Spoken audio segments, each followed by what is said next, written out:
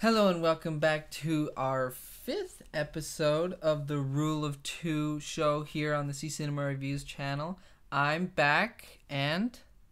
Luke is back. Hello. I'm his sister, in case you didn't know that. Right. Anyway, if you're new around here, we thank you very much for clicking on this video and watching it or listening to us. What we do on this channel is we usually go through 3 topics. This week has been a little slow as far as the Star Wars news and everything. So today we're only going to have 2 topics. We might throw in a couple other things. But for the most part, yeah, we do 3 topics. Star Wars topics, obviously. So today we're going to be talking about 2 different comic books. One, we're gonna do the full like I think it's a 5-issue run of the Chewbacca comic, and then our second one will be the Thrawn comic. There's only been 2 issues of it out right now, but we got both issues. The newest run is 6, I think. Okay. 6-issue run. Yeah, the second issue just came out this week, so thought we might as well talk about it. But with that being said, I guess we should get into our first topic. If you want to get into the other couple tidbits before then, you can. No. You don't want to talk about Ava DuVernay? No. I mean, she doesn't want to do a Star Wars movie. The news is that Ava DuVernay, who everybody wants to do a Star Wars film in the future, doesn't want to do one, at least right now. Which is totally fine. Yeah, I mean, it's her choice, right? Right. Yeah, so... But there is a little bit of a thing in the world that, when they say, oh, we need to get Star Wars... Well, Ava DuVernay, there are other female directors in the world. She's not the only one. Right. So, but I mean, they'll get one. Yeah, to me, it's not that big her. of a story. It's just... Right now, at this point, she doesn't want to do a Star Wars film. And that's totally cool. You don't want to force somebody to do something, you know? Right. You don't want to be like, do it now. Mm-hmm. And the other thing was... The museum. George Lucas is having his new museum.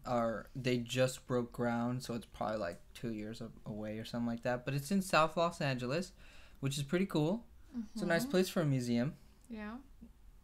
Tourism all year round. I forget what they call it, a narrative art museum or art narrative museum. Mm-hmm. And which it's is fine. Good. At least they did it before he died, Right. At least he probably be able to go there and enjoy it for himself. Yeah. I still want a full-on Star Wars museum. Yeah, but that'll come after he passes. Unfortunately, that'll come after he passes. Anyway, let's get into the Chewbacca comic. So the Chewbacca comic, written by Gary Dugan, and the artist is Phil Noto. It's fine. Yeah. It's it's a nice little story. Of the comics that we've read for Star Wars, it's not one of the better ones in my opinion. No. But that's, it's not great or anything. Doesn't strive to do anything groundbreaking. Yeah, so the story is Chewbacca apparently crash landed on this world, and there's this young girl, right? She's a young girl. Yeah. There's this young girl, and she's pretty much being, enslaved to work for this other dude who's working for the Empire. So it's slavery, we all know. On the basis of, they have debt. So they have to work. It's her and her father and some other people on the planet. Right. So we find out in this comic book that it is canon now that Chewbacca was enslaved at one point. Yeah. Presumably, there's a flashback bit. There's a few flashbacks. It's very the one thing about this is I don't think that Chewbacca works without Han. And that's so that's so unfortunate. I think they can do it in the future movies, but as far as this comic book, I personally don't think that Chewbacca works without Han. I know he can, But like when you compare Chewbacca and Han to Chewbacca without Han, it's such like a big difference. I think it works, but just barely. Like just barely. Like it was. Because nobody could understand him. Exactly. That's why when it ended, I was like, well, I'm glad this isn't like an ongoing series because I could not handle like not knowing what he's saying because the people don't even know what he's saying. Yeah, if it was an ongoing series, you would assume he'd get back to Han. Right. So, like the Han and Chewie, I think they're like almost inseparable. Yeah. Which is probably why they didn't have him a lot in The Last Jedi. I mean, I would assume that Rian Johnson would have been like, okay, like, yeah, it's tough to have Chewie without Han. Even though Luke and Rey could both understand him, it's still, like, they're... And Leia. Yeah, but, like, it's Chewie and Han, like... Right. There are some really nice moments, though, here. Really? Yeah. Which ones? Well, I don't want to spoil the end, but there are a few moments at the end where you're like, oh, okay. I'm not, no. Okay, well, spoilers for this comic. Yeah, spoilers. It's the Chewbacca comic, yeah. if you don't want that. If you're worried about the Chewbacca comic spoilers, like... It's not anything big, it's just... Yeah, but calm down. Everyone's always been a little upset that Chewie didn't get a medal.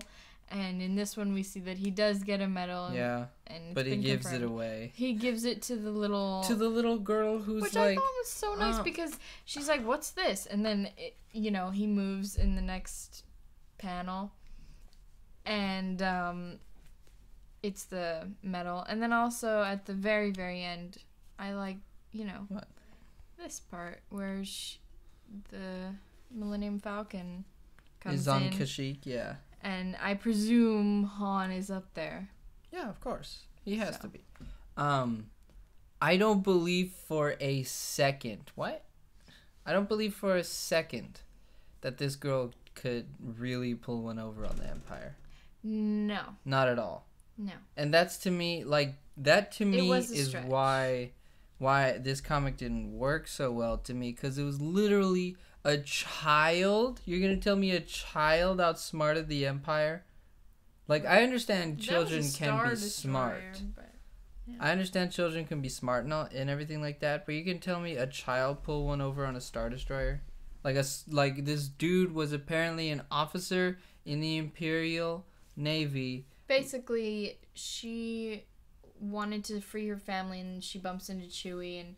Or not her family, the people that were enslaved in the mines. And then once they sort of do that, she realizes, no, I gotta get the Empire out of here. Yeah, but... So she sets out to do that with Chewie, and it is a bit of a stretch. A bit. But,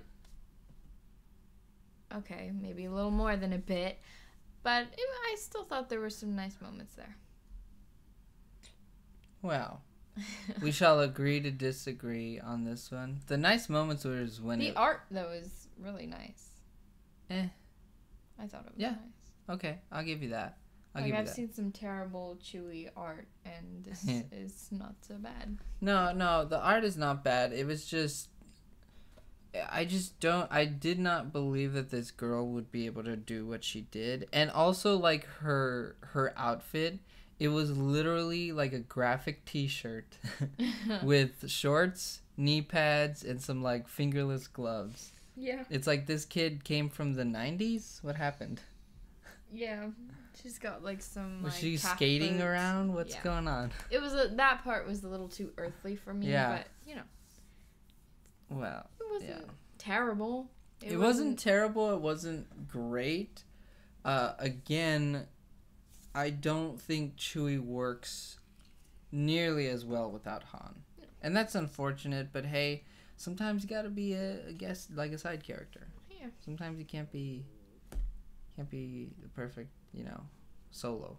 Right. But that's fine. Like, that's totally fine. Like, I'm not getting on Chewie about being like, no, Chewie, you're a bad kid. No, it's just that sometimes I think Chewie works... Since we've seen him so much with Han, it's really weird to see him without Han. Yes. And Kashyyyk is free from the Empire after Episode 4. Presumably, Kashyyyk is free from the Empire shortly after Episode 4. So, like, you know, maybe Han and Chewie went there and freed Kashyyyk. You never know. Maybe. Never know. Alright, that's going to do it for that comic. Now we get into the good stuff. We get into the really good stuff, the Thrawn comics. So the Thrawn comics, this is... What's happening here is we got Jody Hauser, and we got the artist is Luke Ross doing these Thrawn comics, and we have 2 of them are out so far, and we have both of them right here in our hands. And this is an adaptation of the Timothy Zahn novel that I did a review on my channel. You can check that out. Probably put the link in the description. And it's really, like, to me, this is really good. Obviously, they're gonna cut some stuff out from the novel because the novel's like 300 and something pages, whereas this is gonna end up being maybe 100. There were a lot of time jumps, which I was surprised by. Yeah, and I'm totally fine with that. This is an adaptation, and things work differently in novel version, you know, a novel form than they do in a comic form, and that's cool. In novels, they go through a lot of pains to sort of like describe everything. Yeah, because you don't have the that color. And yeah, you have the pictures of the dude and his blue skin. So. Right. Good. So the thing about this is, does it enhance the legacy status or the legendary status of Thrawn? I think it totally does to me, because you get to see, like, when I read the book, I didn't audible it, so I read it. It was so good. Like, I really enjoyed the book, but to actually see see what's happening in the book and see that come to life, to me, is so awesome. Just to see that beginning where he's taking out the stormtroopers one by one, and this will be a spoiler alert there will be spoilers for the first 2 issues, not the rest. But, like, seeing how he takes out the stormtroopers very strategically, strapping bombs to, like, little squirrel-like creatures who go next to the stormtroopers, it's very Thrawn. It's very perfect to me. I, however, I don't really like to see the rise of people, because, I mean, I like the mystery behind certain characters, and the fact, when you see him in, like, even in Legends and stuff, he's so, like, everything, and in these, sometimes he's reprimanded, and, like, different times, like, he's like, what does this word mean, or, like, do you have this word, and I don't like to see him learning. I like to see him at his peak, you know?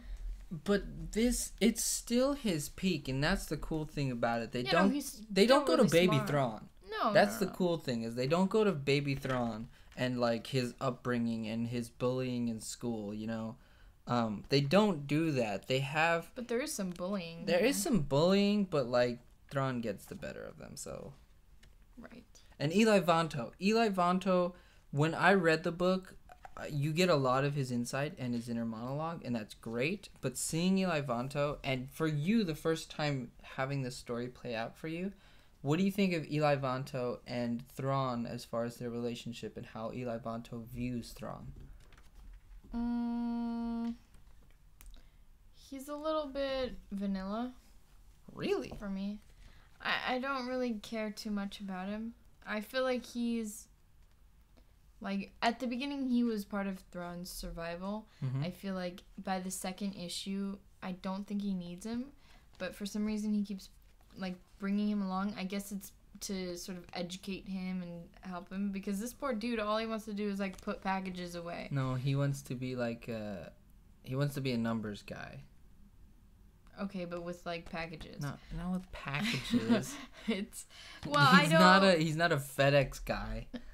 He seems like he wants to do Imperial some FedEx. very, like... Oh, I'm sorry, UPS. Meaningless thing on some, like, ship It's not in the a back meaningless of some thing, ship. though. And Thrawn's like, dude, this is terrible. But I did like one of the lines where he was like, they were getting in trouble or something, and Eli was saying, you can't do anything about it unless you're an admiral or a Yeah. grand admiral. And so Thrawn was like, well, then I'll strive to be an admiral. Yeah. And I was like, okay, get it, man. So, but the art's really good in these. Here it is. Very well. I shall strive to achieve that rank as quickly as possible, is what Thrawn says. Yeah. Mm-hmm. It's really good. And then Eli's face after that is just like, oh, okay. All right. Yeah. But I think it's good. It's well drawn. The characters, I mean, his character's not fully fleshed out, and I'm glad they're not going back to Baby Thrawn. Well, no. I'm glad that, like, he's still a mystery in some ways. Eli, he's okay. I don't need him. I feel like Thrawn would have been fine without him. But okay, for me, knowing the entire story that this is going to play out, Eli has a bigger meaning and he has a bigger role in Thrawn's plan than just being his translator / aide, you know? Mm-hmm. When this is all, and hopefully the comic will play this out like the book does very well, where it shows you Eli Vanto towards the end of this story in a totally different place than he is at the beginning. Like at the beginning, he just wants to be, you know, he just wants to do numbers on a computer and make sure everything's good in the Empire.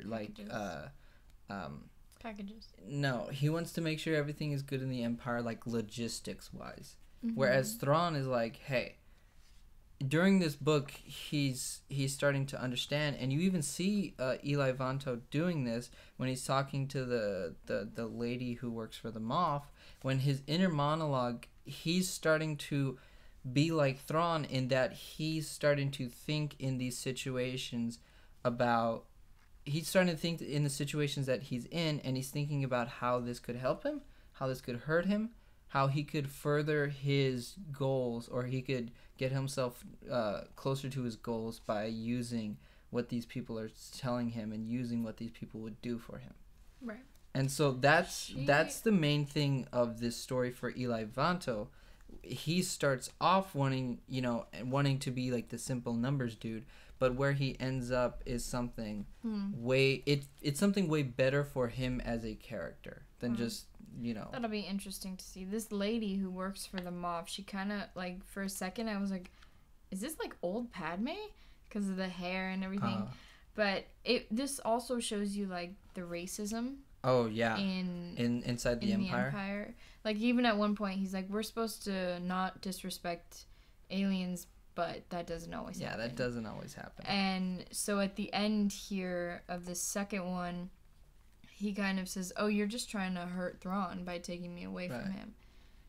And, you know, I feel like Thrawn would have thrawned it and been fine. But that goes to your point where it's like, these people, like the Moff, he thinks that the only reason Thrawn is succeeding is because of Eli Vanto. But he's not.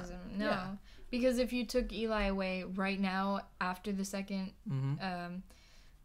comic, Thrawn would have been fine. Thrawn would have been fine, but what Eli does help him do in the future, you will see that, oh yeah, Thrawn definitely needed him and his particular skill set. Put it that way. Okay. Well, he also has, like, at one point he says, like, I have to help him because he doesn't have any social skills. Right. So that was funny. But at the last page, we kind of get a tease of what's next. And we get a little bit of Governor Price. Governor Price. You know her from Rebels. Obviously, she was in the Thrawn book. Looks like she's got shorter hair here. A little less. Yeah. You know, hair grows, so makes sense. Yeah, which should be interesting because I've heard a little bit from you about the Thrawn book and what she does and everything. Yeah. You might see the Mance Rider. Not Mance Rider. That's from Game of Thrones. Ryder. His name is Ryder, and he's in Rebels. He's the old guy. Oh, the old governor with the funky hair. Yeah, you might see him in this. I would hope so. I feel like they are gonna show her rise to governorship because that does happen in the book. So why wouldn't you? Mm-hmm. She's kind of a big part of the book. Once she comes in, she becomes one of the more main characters. Yeah. Well, I'm interested in seeing what she does because all we sort of get of her in Rebels is that she's sort of like a sinister lady. Oh yeah. So it'll be interesting in the book, and how because you just see them and she's the governor and he's he's the admiral. The grand admiral. So I'd like to see what their relationship was before he, became who he is. Right. So. But these covers are really great. Yeah, I like this one better than I like the second cover. I think we have one of the variant covers. We don't have like the one that you'd probably see if you looked up like Thrawn issue number 2. I think we have one of the variant covers, which is really nice. But it's very like telling of the story. Like he knows everything. Yeah. You guys can calm down. Of course. So. But it's just, to me, this always does well with Thrawn, and that's something that you can't say for some of the other characters. Is right now everything in canon for Lucasfilm, and even in the Legends for Lucasfilm, I haven't seen anything with Thrawn in it that I have not really enjoyed him. And that's saying something, like, because there's like some stuff where Palpatine's like cloned himself and stuff, and I don't think I would enjoy that, There have been some like Luke stories where I haven't enjoyed so much. There've been some Han stories where it's like, nah, that's not Han. Chewie getting crushed by a moon. Chewie himself, the comic book we just Yeah. But like, Chewbacca. I totally love, and I understand this is an adaptation of a novel that I've already read, and I've already loved this story, but still, it's totally different, and I love seeing something from a different view. Reading a novel is totally different than having a comic book and seeing the images in front of you. To me, that brings out like a totally different level of the story. Yeah. I was a little hesitant to read this because I do like the mystique of characters. It's almost like I don't want too much of him because then it will dilute him. It's a little like Vader. I didn't want a lot of him to be in Rebels or even in Rogue One because then it's just like, woo, Vader's everywhere doing everything, like where the storm, whatever. Yeah. But what they did in Rogue One was they just had him in like 2 scenes and it was like perfect. He was awesome. Yeah. And then in Rebels it was same thing. He wasn't there all the time. And when he was, it was meaningful and he like hurt them. Yeah. So I was hesitant about this because Thrawn, to me, he's like, I hold him so high. So very high. That I don't want to dilute him by being, right. Finding out his problems at the beginning or whatever. That's the cool thing about this, though, and throughout this story. You do get his rise to power, but that's only his rise to power within the Empire. You don't get him before. You don't get him learning how to, think about things and things like that. You just get his rise within the Empire, and he's pretty much the same character from start to finish. Mm-hmm. He doesn't really have that great, change of character that you would see in a hero. Right. And there's also a little touch of Anakin in there. Yes. We get, oh my goodness, finally seeing Thrawn and Palpatine face to face talking. Like, when I read that in the book, I was like, dude, I want to see this, and I do get to see it now, and it was everything I wanted. Palpatine did not try to hide his ugly face, and Thrawn did not shy away from his ugly face. And just name dropping Anakin Skywalker is just, it's so good. It's so good. Yeah. But that's pretty much it for this episode. I'm sorry that there wasn't, more than 3 topics. There wasn't some big movie news or something like that. But hey, sometimes you're going to have a slow week. Maybe next week we'll have some cool stuff. Maybe a new trailer. Maybe some. Maybe a new official poster. It's coming out in 7 days. They need to get on that. Yeah. So thank you again for watching or listening to our video. We hope you enjoyed it, and we would love to hear your thoughts either in the comment section down below, or we have a Facebook page. It's facebook.com/CCinemaReviews page. That link will be in the description, and we're also on Twitter @CCinemaReviews. That link will be in the description as well. So definitely tell us your thoughts on these 2 things wherever and whenever you want. we thank you again for watching this video. May the Force be with you. Bye.